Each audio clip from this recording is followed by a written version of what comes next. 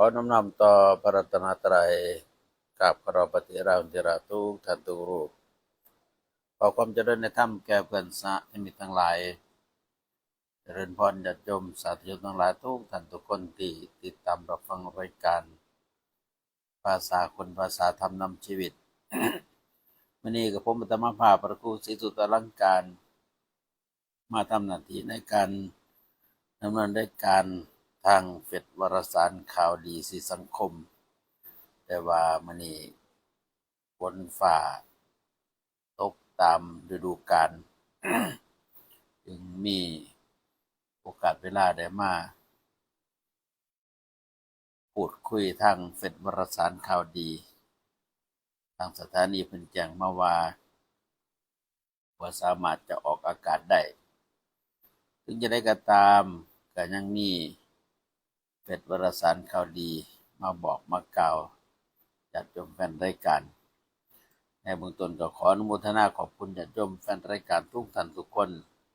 ที่มีอุปการะคุณสนับสนุนทางสถานีวิทยุบัณฑิตโสภาราม FM 102.75 เมกะเฮิรตซ์ตำบลแก่งเหนืออำเภอเขมราชทั้งอุปถัมภ์บาทออมบุญอุปถัมภ์ค่ากระแสไฟฟ้ารายเดือนรายปีอุปถัมภ์งานการศึกษาเราเรียนอุปถัมภ์งานการประพฤติปฏิบัติอุปถัมภ์งานก่อสร้างสาธารณูปการงานเผยแผ่ขอยกบุญทุกบุญให้ทุกท่านทุกคนที่มีอุปการะคุณได้รับอานิสงส์ นำพาชีวิตจิตใจเจริญในทานศีลภาวนาสำเร็จผลในสิ่งที่ตั้งใจปรารถนาด้วยกันทุกท่านทุกคนในมื้อนี้รายการภาษาคนภาษาธรรมนำชีวิตเป็นวันเสาร์ที่10เดือนพฤษภาคม2568มื้ออื่นก็เป็นวันที่11พฤษภาคมเป็นวันขึ้น15ค่ำเดือน6ตรงกับวันวิสาขบูชาในทางพุทธศาสนาเฮาก็ได้ มีกิจกรรมในการบำเพ็ญกุศลโดยเฉพาะในเสาร์วันที่11เดือนพฤษภาคมในเมื่อวานได้กับปรารภเกี่ยวกับเรื่องการได้ สร้างสมบำเพ็ญบารมีโดยการบำเพ็ญทานโดยการบำเพ็ญศีลเจริญภาวนาแต่ที่จะเพิ่มเติมมากก็คือว่าการได้ทำการอุปถัมภ์ประทานพระสงฆ์สามเณรในทางพุทธศาสนาเพิ่นจึงได้มีกำหนดการในมื้ออื่นมีการทอดประปานำเป็นการทอดประปาเพื่อได้ปฏิบัติตนเป็นอุปสงฆ์อุบาสิกาอุปถัมภทาสพระสงฆ์สามเณรตามกำลังฉะนั้นในมื้ออื่นญาติโยมท่านใดจะมีส่วนในการได้เป็นเจ้าภาพประปารวมกันแต่ละวัดในเขตอำเภอเขมราชเพิ่นจะมีกำหนดการให้แต่ละวัดตั้งต้นประปานำพาญาติโยมสร้างสมบรมบารมีสร้างคุณงามความดีเพื่อจะนำพาการเป็นอยู่ในโลกมีคุณค่ามีประโยชน์มีความหมายสำหรับในโครงการที่เป็นกองทุนสงฆ์อาพาธและมรณภาพตั้งมา20กว่าปีแล้วแต่ที่นี่ในแต่ละปีก็จะมีการระดมทุนอยู่2รอบที่1คือช่วงต้นปีของปีใหม่แต่ละวัดก็จะรวมจตุปัจจัยกันเข้าไปถ้าเป็นวัดถูกต้องก็วัดละ 2,000 บาทขึ้นไปแล้วจากนั้นก็วัดละ 1,000 1,500ก็เชิญชวนญาติโยมร่วมบุญนำแล้วก็มีกำหนดการส่งทุกต้นปีนำเงินกองทุนไปฝากไว้ในธนาคารรอบที่2ก็มานัดกันนี่ล่ะช่วงวันวิสาขบูชาเป็นการระลึกถึงวันสำคัญในทางพุทธศาสนา วันประสูติตรัสรู้ปรินิพพานก็เอาวันสำคัญมาประรบในการทำคุณงามความดีโดยการได้ทำการบำเพ็ญกุศลโดยการทำบุญเพื่อจะเป็นทุนในการอุปถัมภะพระเนรในทางพุทธศาสนาส่วนหนึ่งก็คือในการจัดกองทุนนี่ก็เอาสามารถนำไปใส่ใจในการสอบนักธรรมอบรมบาลีสอบบาลีหรือว่าไปทำบุญกฐินผ้าป่าในการกุศลในส่วนงานการคณะสงฆ์ได้อีกก็เลยได้แจ้งข่าวมาให้ญาติโยมทั้งหลายได้รับทราบสำหรับในมื้อนี้รายการภาษาคนภาษาธรรมนำชีวิตมื้อนี้ก็จะเอาเรื่องราวในทางพระพุทธศาสนาโดยเฉพาะพูดถึงว่าวันวิสาขบูชาวันประสูติตรัสรู้ปรินิพพานก็จะเล่าเรื่องประวัติขององค์สมเด็จพระสัมมาสัมพุทธเจ้าที่เพิ่นได้เป็นผู้สร้างสมอบรมบารมีมา4อสงไขยแสนมหากัปกว่าจะได้มาอุบัติขึ้นตรัสรู้เป็นพระสัมมาสัมพุทธเจ้านี่ก็ใช้ระยะเวลานับประมาณบ่ถ้วน4อสงไขยแปลว่านับบ่ได้แสนมหากัปโลกใบนี้เกิดขึ้นตั้งอยู่ดับไปแสนหน่วยจะนานส่ำใดก็พิจารณาเอาที่นี่เฮาผู้เป็นผู้โชคดีเกิดมาเป็นมนุษย์ได้พบพระพุทธศาสนาได้เกิดท่านธรรมคำสอนขององค์สมเด็จพระสัมมาสัมพุทธเจ้าถือว่าเป็นผู้มีโชคมีลาภมีบุญจึงได้มาพบพ่อธรรมะในทางพุทธศาสนาโดยเฉพาะเกิดท่านยุคของพระสมณโคดมที่นี่จะกล่าวถึงประวัติในวันประสูติก็คือก่อนจะมาอุบัติขึ้นในโลกมาปฏิสนธิในครรภ์พระมารดากะประดิษฐานอยู่ประทับอยู่ที่สวรรค์สันดุสิตคือสวรรค์มี6สันสันที่1สันจาตุมสันที่2สันดุสิตสันที่2สันดาวดึงส์สันที่3สันยามาสันที่4สันดุสิตสันที่5นิมมารดีสันที่6ปรินิมิตวสวัสดี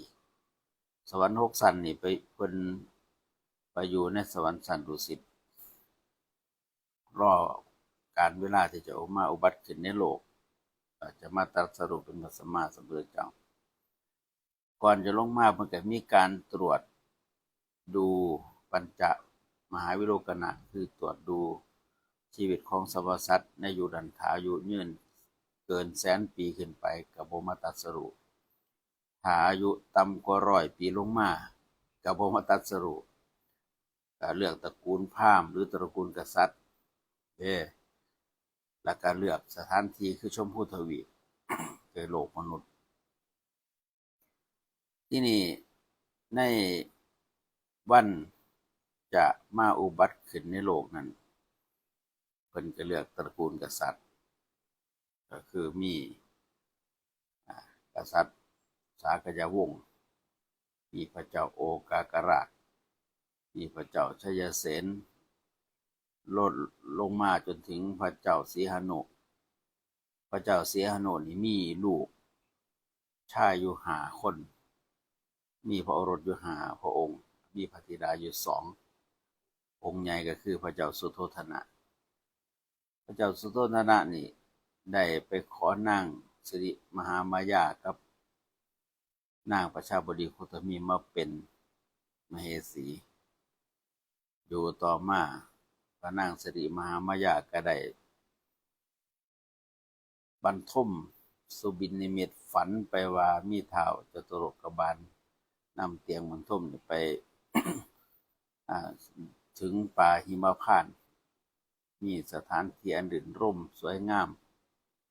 ในขณะนั้นก็มีการสงสนานกายโดยน้ำที่สะอนุดาตแล้วก็มีการได้ชมสวนในขณะที่กำลังเพลิดเพลินในการชมสวนก็มีสร้างเรียกว่าสร้างเผือก ถือดอกบัวลอยมาท่ามกลางอากาศแล้วก็มาเวียนประทักษิณรอบกายแล้วก็หายเข้าไปในท้องหายเข้าไปในอุทธรพอตื่นขึ้นมาเลยเอาความฝันสุบินนิมิตมาเราให้พระเจ้าสุโธทนะฟังพระเจ้าสุโธทนะพอได้ฟังนางสิริมหามายาได้เล่าความฝันให้ฟังก็จึงได้ไปอัญเชิญโหรหลวงโหราจารย์ปุโรหิตาจารย์มาทำนายลักษณะสุบินนิมิตของนางสิริมายาเพิ่นกับทำนายว่าการฝันความฝันของสิริมหามายาเนี่ยเป็นความฝันที่ดีที่มีมหาบุรุษมาปฏิสนธิในขั้นของพระนางพอได้ฟังดังนั้นแล้วพระเจ้าสุโธทนะกับปลื้มปิติดีใจสั่งให้ข้าทาสบริวารดูแลปฏิบัตินางสิริมหามายาดูแลขันอย่างดีในขณะที่พระโอรสปฏิสนธิอยู่ในขันในระยะเวลา10 เดือนเพิ่นก็พรรณนาว่าแม่ของคือนางสิริมหามายานี่สามารถมองเห็นพระโอรสอยู่ในขันนั่งคัดสมาธิอยู่เหมือนกันกับมองเห็นได้อยู่ในหลอดแก้วใส แต่ว่ามองทะลุผ่านร่างกายเข้าไปเห็นที่นี่ในการที่เห็นพระโอรสนั่นก็ได้ประคับประคองขันอย่างดีครบ10 เดือนนางสิริมหามายาก็มีความปรารถนาอยากไปประสูติพระโอรสที่เมืองเทวทหะคือเมืองเกิดของนางสิริมหามายาซึ่งเป็นเมืองที่ เคยเกิดเป็นเมืองเทวทหะมาล่าพระเจ้าสุโธทนะเพื่อที่จะไปประสูติพระโอรสที่เมืองเทวทหะพระเจ้าสุโธทนะก็จัดเตรียมราชรถข้าทาสบริพารติดตามอารักขาไปเดินทางไปหอดครึ่งทางเท่านั้นละปรากฏว่าการฝันนี่ การหยุดพักอยู่สวนลุมพินีวันแล้วก็ได้เห็นสวนอันน่าลื่นล่มชมสวนกำลังทัศนาอยู่ปรากฏว่ามีลม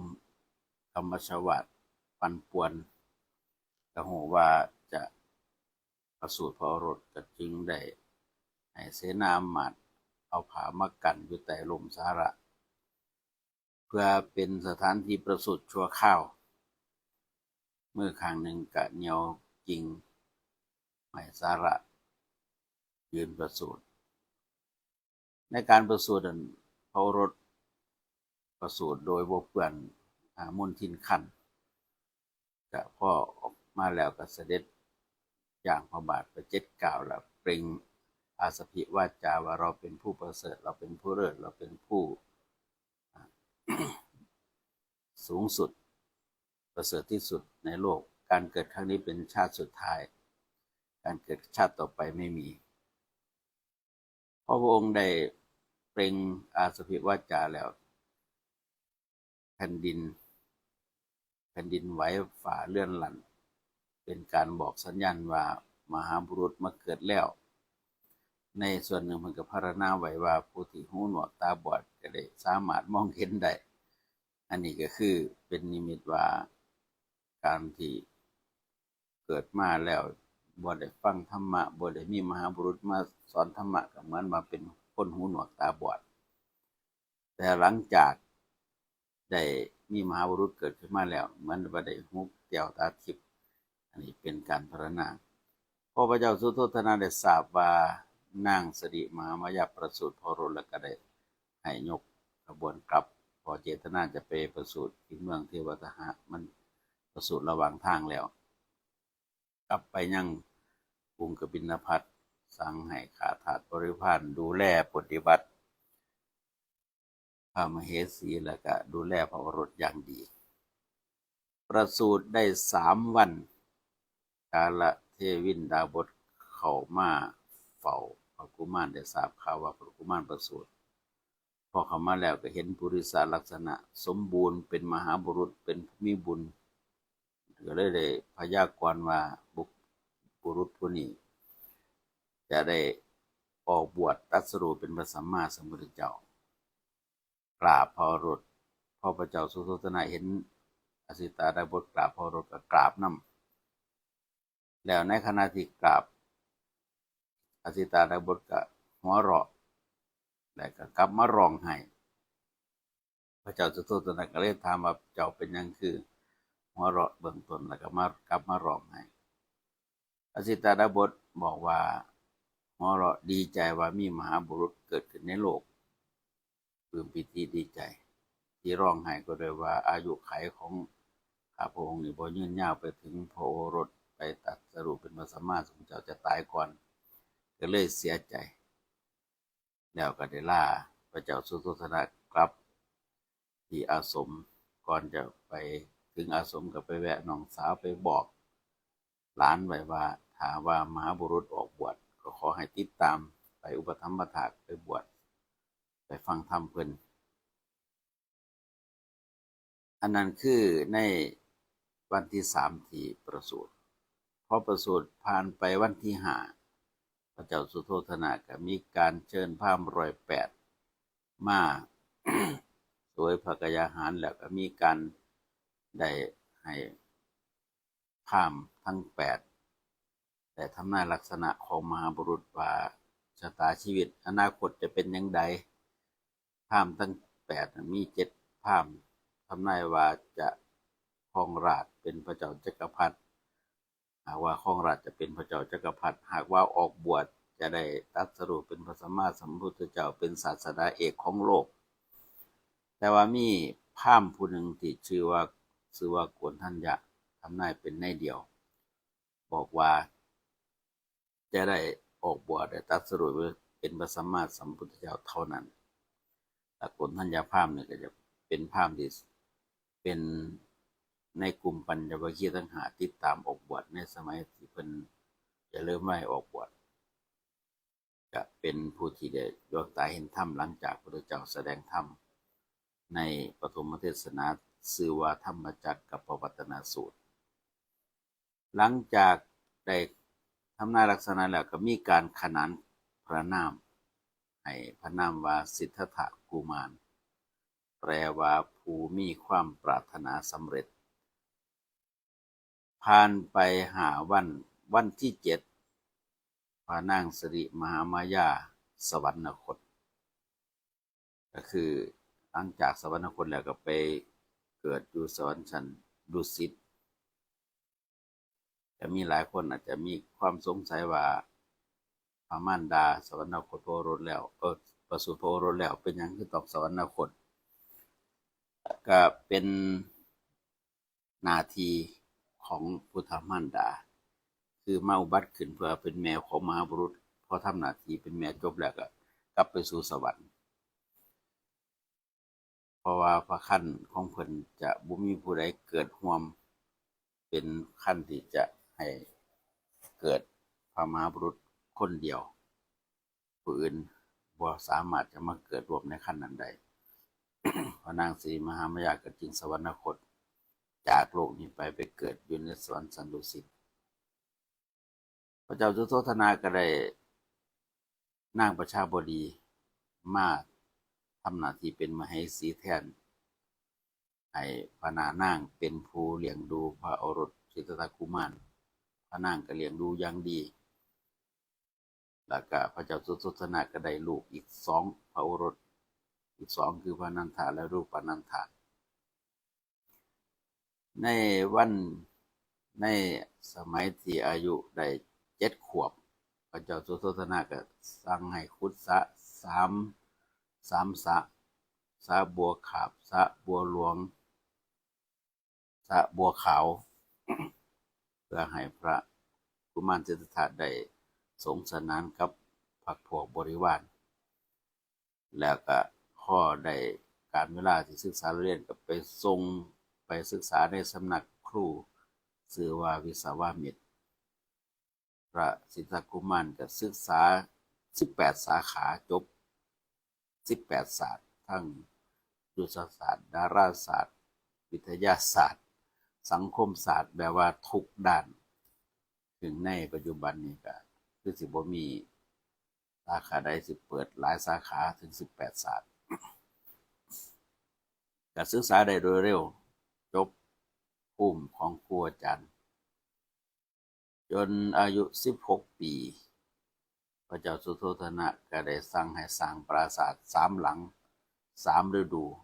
หลังที่1ฤดูหนาวหลังที่2ฤดูร้อนหลังที่3ฤดูฝนเพื่อให้พระสิทธัตถกุมารได้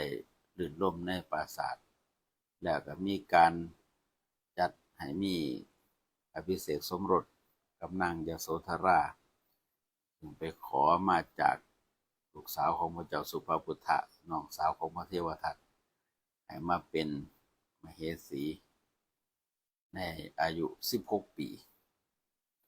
อยู่กับนางยโสธราจนอายุ29ปีคือในอายุ29ปีก็ถึงการเวลาที่บุญบารมีมาฮอดจะได้ออกบวชก่อนจะออกบวชก็ได้มีการไปประพาสอุทยานได้ไปเห็นเทวทูตทั้ง4คือในขณะที่อยู่ในวังบ่ค่อยได้มีโอกาสไปประพาสอุทยานมีแต่สตรีมาขับกล่อมดนตรีให้รื่นเริงบันเทิงใจอยู่ตลอดแต่มื้อนั้นได้มีโอกาสไปประพาสอุทยานไปเห็นคนแก่คนเจ็บคนตายได้ไปเห็นแล้วก็ถามนายชนะว่าเขาเป็นหยังบอกว่าคนแก่พระเจ้าค่ะคนแก่หมายถึงยังไงก็บอกว่ากับทูลว่าทุกคนที่เกิดมาอายุยาวนานก็มีความแก่เป็นน้ำกันเบิดเฮาสิแก่คือกันบ่ก็บอกพระองค์ก็แก่คือกันเกิดความสลดใจว่าเฮาก็แก่คือกันก็เลยคิดว่าความแก่มีสิ่งที่บ่แก่น่าจะมีที่นี่พ่อเดินทางต่อไปก็ไปเห็นคนเจ็บมีทุกขเวทนากระแข็งถามชันนาว่าเขาเป็นหยังก็บอกว่าคนเจ็บพระเจ้าค่ะคนเจ็บมาถึงใดคือโรคภัยก็เจ็บเบียดเบียนก็มีเวทนาครอบงำเฮาสิเป็นจังซี่บ่เป็นเหมือนกันพระเจ้าค่ะเกิดความคิดว่าในเมื่อความแก่มีเหตุจังใดจะบ่แก่เหตุจังใดจะบ่เจ็บเดินทางต่อไปอีกไปเห็นคนนอนบ่มีลมหายใจคือคนตายถามชนะอีกว่าเขาเป็นหยังก็บอกว่าเป็นคนตายหมายถึงว่าบ่มีลมหายใจแล้วก็ถามว่าเฮาสิเป็นจังซี่ว่าเป็นเหมือนกันทำให้สิทธัตถกุมารนี่เกิดความสลดใจคิดหาวิธีทางออกว่าในเมื่อความแก่ความเจ็บความตายมีสิ่งสิบ่แก่บ่เจ็บบ่ตายน่าจะมีก็จึงเดินทางไปเห็นเพศสมณะกำลังสำรวมกายวาจาใจเดินสงบเสงี่ยมเกิดความประทับใจพอใจในเพศสมณะก็ถามนายชนะว่าเขาเป็นไผชนะก็กราบทูลว่าเป็นสมณะนักบวชหมายถึงยังไงคือออกบวชเพื่อแสวงหาทางพ้นทุกข์เกิดความพอใจในเพศนักบวชคิดว่าการเป็นเพศนักบวชจะมีเวลาในการพินิจพิจารณาธรรมจะแสวงหาทางพ้นทุกข์ได้ดีนั่นแหละจึงเป็นที่มาในการปรารถนาจะออกบวชบังเอิญในมื้อนั้นก็มีทหารมากราบทูลรายงานว่าพระนางยโสธราได้ประสูติพระโอรสมีนามว่าราหุลพระองค์ก็เลยได้เป็นอุทานว่าราหุรังชาตังบ่วงเกิดขึ้นแล้วหนอในคืนวันที่นางยโสธราประสูตินั่นแหละก็ได้ตัดสินใจให้นายชนะเอามากันกะมาเพื่อจะเสด็จออกบวชก่อนจะออกบวชเพิ่นก็มีการไปเยี่ยมนางยโสธราพร้อมทั้งพระราหุลกุมารเป็นครั้งสุดท้ายในขณะที่กำลังขี่ม้าจะออกไปบวชก็มีพ ญามารสันปรินิมิตวสวัสดีมารมาขัดขวางบ่ให้ออกบวชเพราะว่าเจ้าสิออกบวชไปยังอีก7 มื้อจักแก้วจะปรากฏเจ้าจะได้เป็นพระราชาจักรพรรดิทิสากุมารก็บอกบ่ได้ปรารถนาเป็นพระเจ้าจักรพรรดิแต่ปรารถนาจะออกบวชสุดท้ายพญามารก็ห้ามบ่ได้เดินทางจากกรุงกบิลพัสดุไปยังฝั่งแม่น้ำอโนมานาที60 โยชน์ไปโดยม้ากันนกะพอไปถึงฝั่งน้ำแล้วก็มีการตัดมวยผมพมลีด้วยพระขันแล้วก็อธิษฐานเพศบวชในขณะที่ตัดพมลีด้วยพระขันก็โยนมวยผมที่ตัดขึ้นท่ามกลางอากาศมีท้าวคติการพรหมมารับเอามวยผมพระอินทร์มารับเอามวยผมไปบรรจุไว้ในเจดีย์เกศแก้วมณีเจดีย์แล้วก็ท้าวคติการพรหมนำบริขาร8มาถวายเพื่อเป็นเครื่องบวช อธิษฐานเพศบวชอยู่ฝั่งแม่น้ำอโนมานาทีแล้วก็มอบเครื่องทรงของพระราชาให้นายชนะพร้อมกับม้ากนกะกลับไปกราบทูลรายงานพระเจ้าสุโธทนะว่าออกบวชหลังจากบวชแล้วก็ได้ไปพักอยู่ที่อนุปยอัมพวันสวนบกม่วงของพระเจ้าพิมพิสารในเขตพระเจ้าพิมพิสารมีทหารไปกราบทูลรายงานพระเจ้าพิมพิสารว่ามีนักบวชมาอยู่ในเขตของพระองค์พระเจ้าพิมพิสารก็เฝ้าเสด็จไปเฝ้าพอเห็นว่าเป็นสากยวงศ์สิทธัตถกุมารเมืองกบิลพัสดุออกบวชกันเชิญให้ไปครองเมืองน้ำกันพระองค์บอกว่าเฮาปรารถนาอยากพ้นทุกข์บ่อยากปรารถนาครองเมืองจึงได้ออกบวชพระเจ้าพิมพิสารก็จึงขอพรทางสั้นหาว่าได้รับผลสำเร็จจากการปฏิบัติธรรมได้บรรลุธรรมขอพรให้พระองค์เสด็จมาโปรดขอพรหนึ่งคือให้ข้าพระองค์ได้เป็นพระราชาในเมืองมคธเมืองราชคฤห์แคว้นมคธแล้วพอได้เป็นพระราชาแล้วก็ให้มีพระอรหันต์มาโปรดเมื่อเพิ่นแสดงธรรมขอให้ข้าพระองค์ได้ดวงตาเห็นธรรมได้บรรลุธรรมพระองค์ก็รับคำขอพรเดินทางไปยังอิสิคิริไปบำเพ็ญทุกขกิริยาอยู่ที่นั่นอยู่6 ปีการบำเพ็ญทุกกิริยาแปลว่ากิริยาที่คนอื่นเฮ็ดได้ยากก็คือทรมานตัวเองโดยการกดฟันด้วยฟันกดพระทนด้วยพระทนกดพระตารูโดยชิวหาแล้วก็กั้นลมหายใจเข้าออกสุดท้ายคือกดพระกายอาหารเสวยวันละ10 ค่ำลดลงมาวันละ5 ค่ำวันละ2 ค่ำสุดท้ายบ่เสวยพระกายอาหารอันใดเลยจนร่างกายสุกผอมขนทั้งหลายทั้งปวงก็ร่วงเดินไปก็เซลมจนมีเทวดามาดีดพิณ3 สายเป็นคติเพื่อให้เกิดข้อคิดสายที่1ย้อนเกินไปดีดกระบอกไพเราะสายที่2ตึงเกินไปดีดไปขาดสายที่3นี่ปานกลางบ่ตึงบ่หย่อนดีดเสียงไพเราะองค์ก็เลยได้ขอคิดคติว่าโอ้ขัดตึงเกินไปเนี่ยอาจจะตายก่อนถ้าย่อนย่านเกินไปคือการบำเพ็ญกามสุขาริการุโยคก็บ่ได้เป็นทางได้บรรลุถ้าตึงเกินไปคืออัตตกิลมัฏฐานุโยคก็บ่เป็นทางที่ได้บรรลุก็จึงได้เปลี่ยนวิธีมาบำรุงร่างกายโดยเสวยพระกายอาหารให้ร่างกายแข็งแรงสมบูรณ์แล้วในคืนวันเพ็ญ15 ค่ำเดือน6ในมื้อนั้นมีนางสุชาดาพร้อมทั้งบริวารนำเขามาถุปายาตมาถวายเป็นอาหารที่รสเลิศได้ปั่นเป็น49 ค่ำแล้วก็ เสวยจนเบิดแล้วเอาถาดทองคำที่นางถวายทั้งถาดไปเสียงอธิษฐานที่ฝั่งแม่น้ำเนรัญชราว่าหากว่าจะได้ตรัสรู้เป็นพระสัมมาสัมพุทธเจ้าข ขอให้ถาดใบนี้ลอยท่วนน้ำขึ้นไปหลังจากอธิษฐานแล้วก็ว่างถาดก็ลอยท่วนน้ำแล้วก็จมหายลงไปกระทบกับถาดของพระพุทธเจ้าองค์ก่อนที่สามพระองค์ที่ได้อธิษฐานไว้มีกาลนาดนอนเฝ้าถาดที่เพิ่นอธิษฐานองค์ก่อนไว้พอถาดกระทบกันดังแป้งกาลนาดตื่นมาครั้งหนึ่งคือพระพุทธเจ้าตรัสรู้สิมาตรัสรู้องค์หนึ่งตื่นครั้งหนึ่งธรรมตรัสรู้องค์ที่สองก็ตื่นครั้งที่สองพระพุทธเจ้าเฮาเป็นองค์ที่สี่ก็มาตื่นครั้งที่สี่แล้วก็รับต่อไป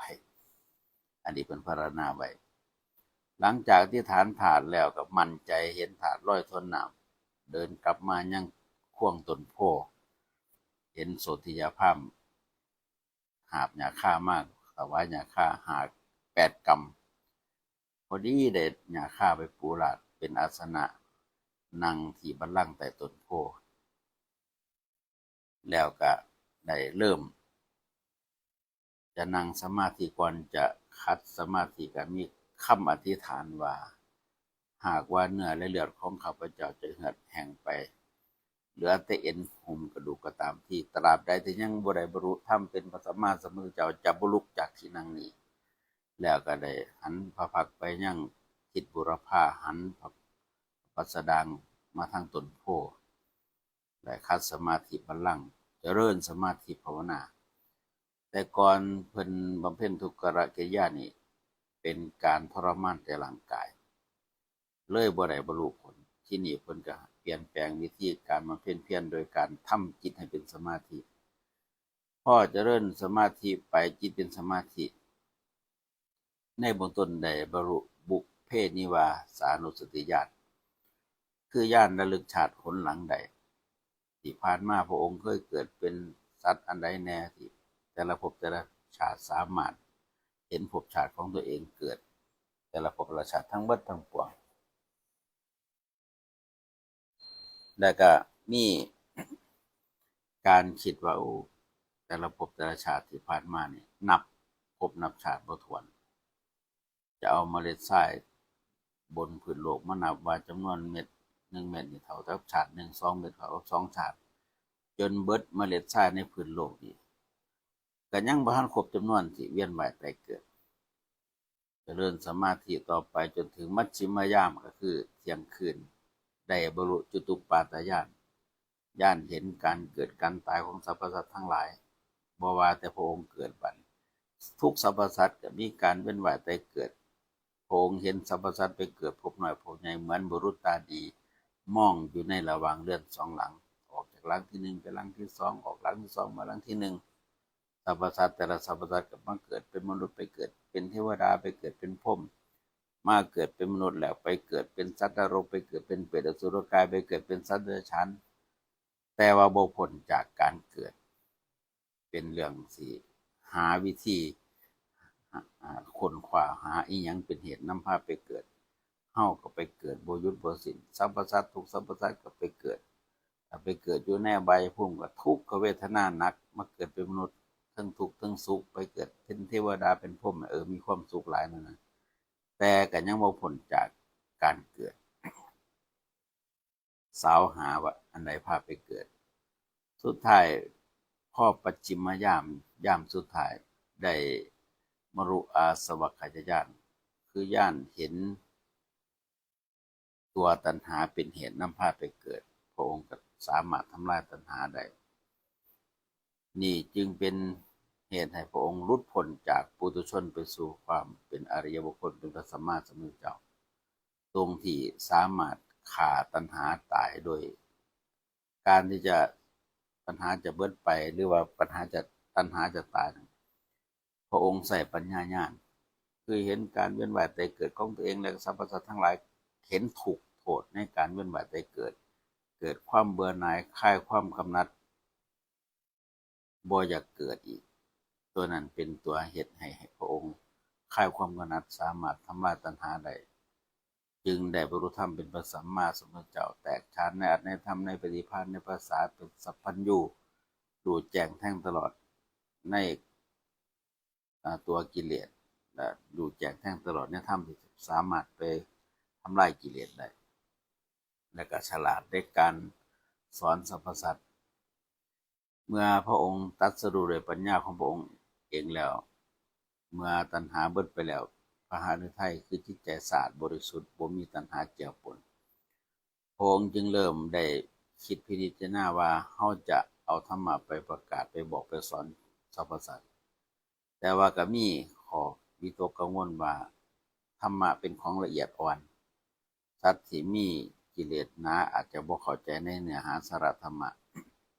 จนเป็นเหตุให้ท้าวสหัมบดีพรหมหูวรจิตก็เลยได้ลงมาอาราธนาว่าผมมาอาจจะโลกาทิปติสหัมปติตาดอัญชลีอันทิวรังอายาจธาสันติทัสันตาภาราชัง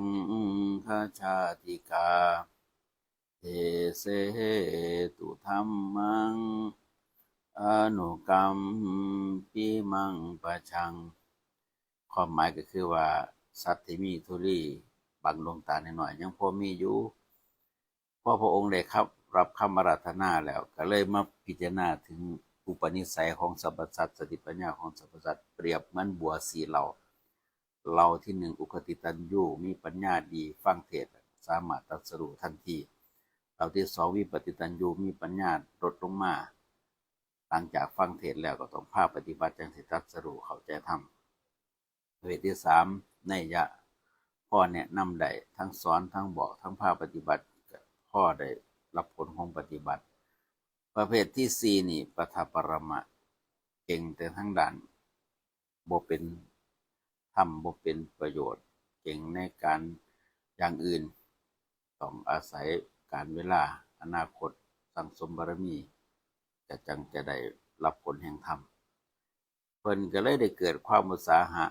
ว่าเอาสิสอนเราที่หนึ่งที่สองที่สามพ่อเราที่สี่นี่บ่ได้ก็เอาเป็นอุปนิสัยต่อไปที่นี่พ่อตรวจดูว่าเฮาจะไปสอนไผก่อน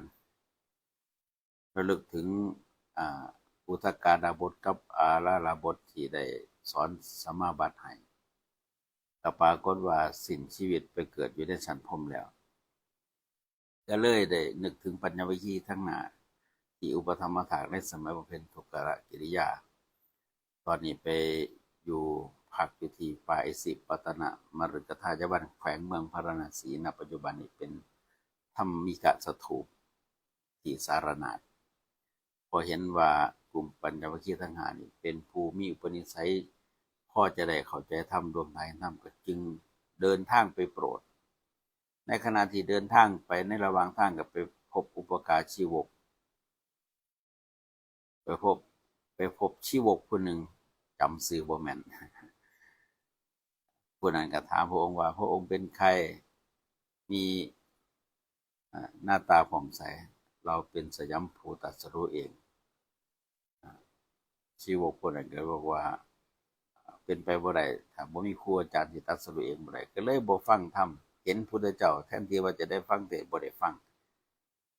เพราะบ่เชื่อมั่นก็ได้จากไปในเมื่อพระองค์เสด็จไปถึงปลายสิบปตนะมฤคทายวันปัญจวิคิทงาได้เห็นพระองค์เสด็จมาก็เลยมีการสนทนาคุยกันว่าเพิ่นนี่คงจะหาผู้ปฐมถากอยู่ผู้เดียวคงจะอยู่บ่ได้คงจะมาหาผู้ปฐมถากสันเฮาบ่พากันไปต้อนรับปฏิสันถานแต่ว่าปู่อาสนะไว้ถ้าเพิ่นอยากนั่งปรารถนาอยากนั่งก็นั่งปรารถนาอยากบ่อยากนั่งก็บ่ต้องนั่งแต่เฮาจะบ่ได้ไปแทกแค่เก่าพอตกลงกันแล้วก็รอเบิ่งเพิ่นเดินทางมาฮอดสถานที่นั่งต่างคนก็ต่างลืมคำสัญญาตกลงกันไว้ผู้นึงไปปู่อาสนะผู้นึงเชิญให้นั่งผู้นึงได้อุปถัมภ์ถากด้วยความเคยชินที่เคยดูแลอุปถัมภ์ถากพระองค์ก็ว่าเฮาได้ตรัสรู้แล้วได้ตรัสรู้อมตะธรรมแล้วปัญญวคีก็บ่ชัดเจนในคำตัดคำว่าอมตะธรรมหมายถึงจังไดพ องค์ว่าเฮาบ่เคยได้ตัดสู่ทุกท่านได้ฟังคำว่าอมตะธรรมนี่เฮาบ่เคยได้เล่าให้ฟังพ่อพระองค์ตัดจังซั่นก็ปัญจวัคคีย์ก็เลยเกิดความมั่นใจพระองค์ก็ได้แสดงธรรมเทศนากันแรกชื่อว่าธรรมจักรกับปวัตตนสูตรให้ปัญจวัคคีย์ทั้ง5ฟังผู้ที่ได้ฟังและได้ดวงตาเห็นธรรมคนแรกก็คือโกณฑัญญะได้บรรลุธรรมเป็นพระโสดาบันพุทธองค์จึงได้เปล่งคำว่าอัญญาสิวัตโพโกณฑัญโยโกณฑัญญะรู้แล้วหนอผู้ที่ได้บรรลุธรรมเป็นพระโสดาบันจะมีความรู้สึกว่าธรรมเราได้ตรงนี้เกิดแต่เหตุพระศาสดาตัดเหตุแห่งธรรมเหล่านั้นเพิ่นรู้ว่าตัวที่เป็นเหตุให้มีการเป็นวัฏเกิดคือตัณหานั่นแหละพ่อพระองค์ได้แสดงธรรมจบลงโกณฑัญญะพร้อมทั้งคณะวัปปปัตตยมหานามอัสสชิขอบวชในพุทธศาสนาในการบวชนั่นก็ ได้เปล่งปาจาว่าเธอจงเป็นภิกษุมาเถิดธรรมเรากล่าวดีแล้วเธอจงประพฤติพรหมจรรย์เพื่อการกระทำที่สุดแห่งทุกข์โดยชอบเถิดตรัสซ้ำนี้จบลงเครื่องทรงของฆราวาสหายไปหมดเข้าหายไปผมหายไปเป็นเครื่องทรงของสมณะมาสวมกายอัตโนมัติบวชแบบนี้พนาบวชด้วยเอหิภิกขุปสัมปทาหรือว่าบวชโดยบุญญาฤทธิ์ผู้ที่สามารถบวชแบบนี้ได้ต้องเคยทำบุญถวายไตรจีวรบริขาร8มาก่อนยังจะบวชโดยบุญญาฤทธิ์ได้พอบวชแล้วได้ฟังธรรมเรื่องอนัตตลกนสูตรก็ได้บรรลุธรรมเป็นประธานทั้งเบิดอยู่จำพรรษาอยู่หัน3 เดือนในขณะที่อยู่จำพรรษาเนี่ยก็มีลูกชายเศรษฐีซื้อยศกุลวุฒิมาเฝ้าพุทธองค์แสดงธรรมเรื่องอนุปปิกถาให้ฟังได้บรรลุธรรมเป็นโสดาบันพอมาฟังอีกรอบ2ได้บรรลุธรรมเป็นพระอรหันต์บวชในพุทธศาสนาโมที่เป็นเศรษฐียศก็ได้ยินข่าวว่าโมบวช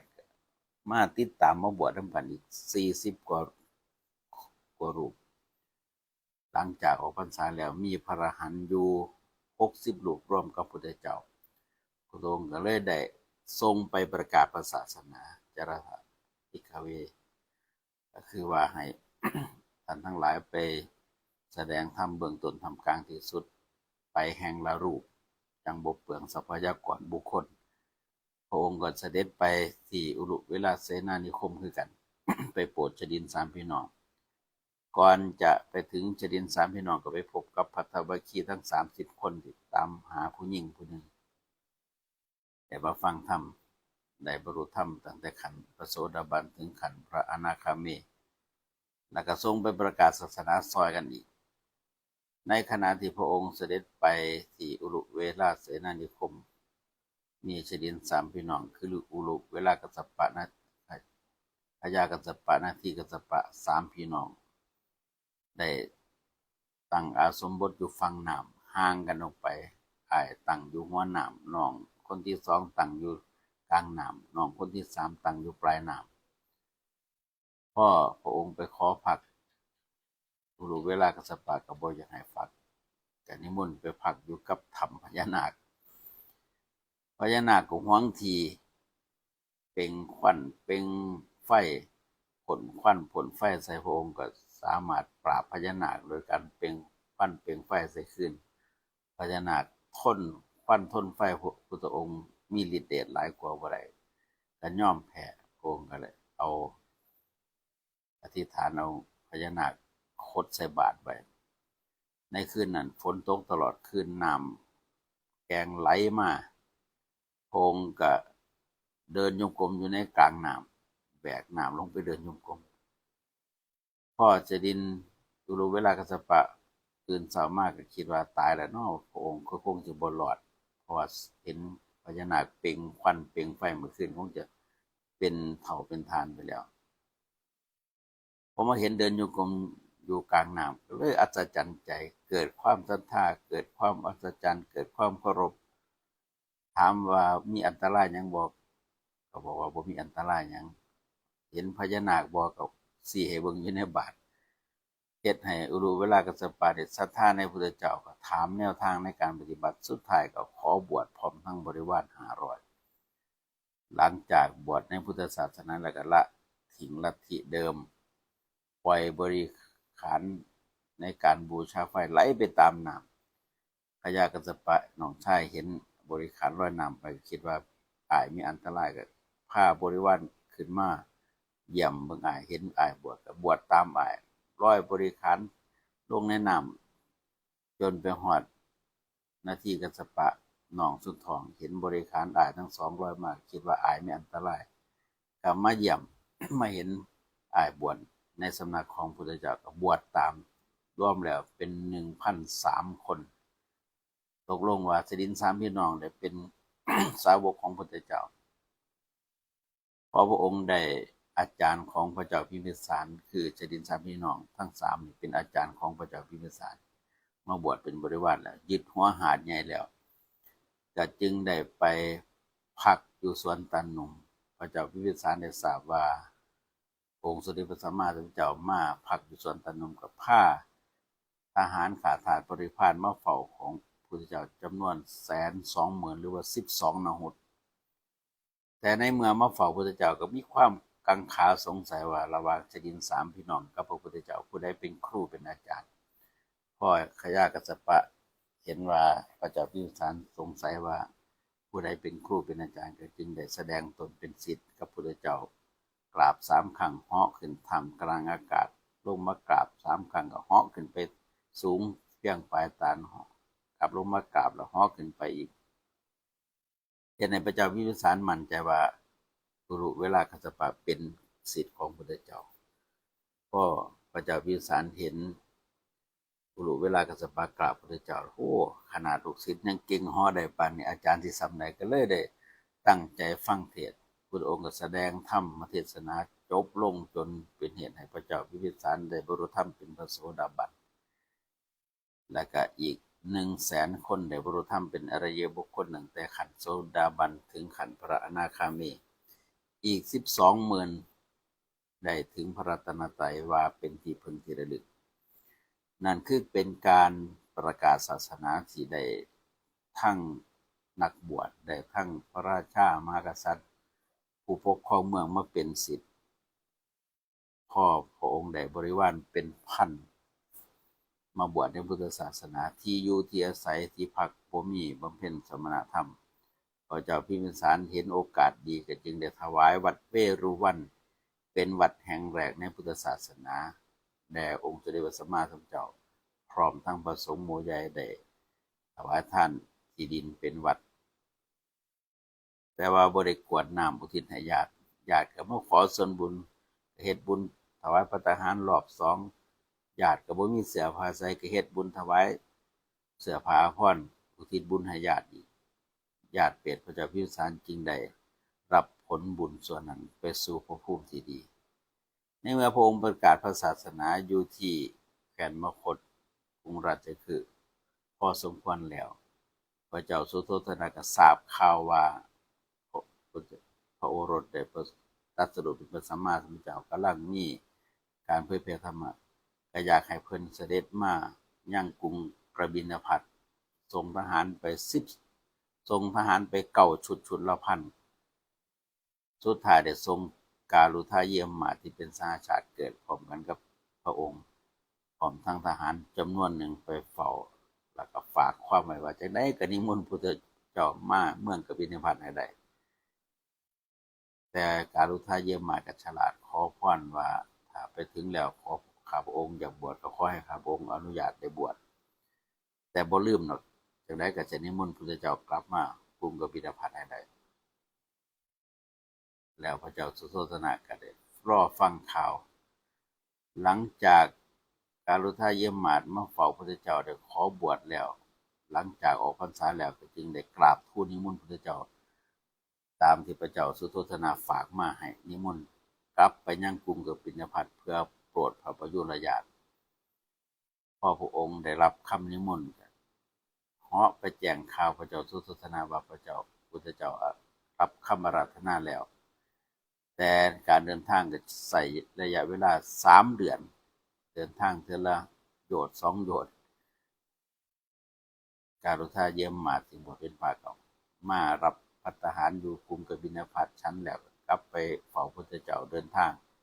มาแจ้งข่าวทุกระยะทำให้พระเจ้าสุโธทนะปรารถนาจะเห็นพระพุทธเจ้าอย่างแรงพอในวันนั้นเสด็จถึงกรุงกบิลพัส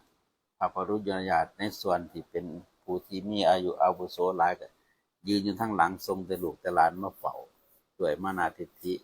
คิดว่าตัวเองมีอายุหลายกว่าสิมากราบเล็กหน่อยเกิดที่หลังมันบ่เหมาะบ่ควรพระพุทธเจ้าเห็นทิฏฐิมานะของพระปยุรญาติที่มีอาวุโสสูงสุดรวมบรดมานาทิฏฐิก็ได้แสดงฤทธิ์เหาะขึ้นท่ามกลางอากาศแล้วก็เกียพระธุลีปบหัวทั้งผู้เฒ่าผู้แก่ที่มีมานาทิฏฐิแล้วก็เฮ็ดให้มีฝนโบกกระพัดบันดาลตกลงมาเป็นเม็ดสีแดงใครอยากเปียกก็เปียกบ่ปรารถนาอยากเปียกก็บ่เปียกฝนโบกกระพัดนี่ตกอยู่2 ครั้งครั้งที่1ในสมัยที่พระองค์บำเพ็ญบารมีเป็นพระเวสสันดรในวันที่เพิ่นสลบฝนก็มาตกเฮ็ดให้ฟื้นครั้งที่2คือในสมัยที่พระองค์มาโปรดพระปยุรญาติที่กรุงกบิลพัสอันนี้เพิ่นพรรณนาไว้ในตอนนั้นพระองค์ก็แสดงเรื่องธรรมเทศนาเรื่องพระเวสสันดรชาดกให้แก่พระเจ้าสุโธทนะพร้อมพระปยุรญาติได้ฟังเฮาทั้งหลายก็ได้ยึดหลักเอาธรรมเทศนาเรื่องพระเวสสันดรมาเทศน์ในวันบุญเดือน4เดือน5นี่เป็นเรื่องเล่าสำหรับพุทธประวัติขององค์สมเด็จพระสัมมาสัมพุทธเจ้ายังบ่ทันจบแต่ว่าวันปรินิพพานจังเอามือใหม่มืออื่นมื้อนี้เอาถึงวันประสูติตรัสรู้แล้วก็เผยแผ่พระศาสนาก่อนรายการภาษาคนภาษาธรรมนำชีวิตวันนี้เวลาเบิดอาตมาภาพพระครูศรีสุตลังการเห็นญาติโยมญาติธรรมมาคอมเมนต์ทั้งหลายสดประสานข่าวดีก็ขออนุโมทนาทั้งคุณแม่ชีมนัสนันท์รอดทิพย์คุณสุภาวดีคุณ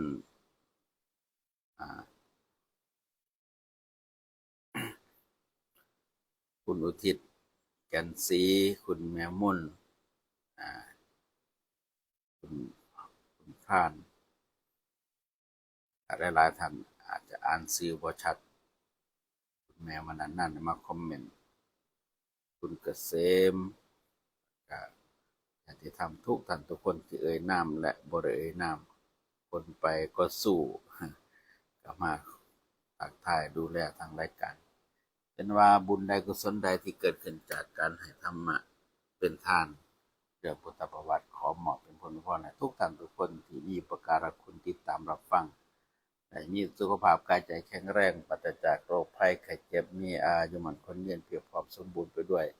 โภคทรัพย์สมบัติบริวารสมบัติธรรมสมบัติเจริญในทางศีลภาวนาสำเร็จผลในสิ่งที่ตั้งใจปรารถนาโดยการจงทุกท่านทุกคนเทินขอเจริญพร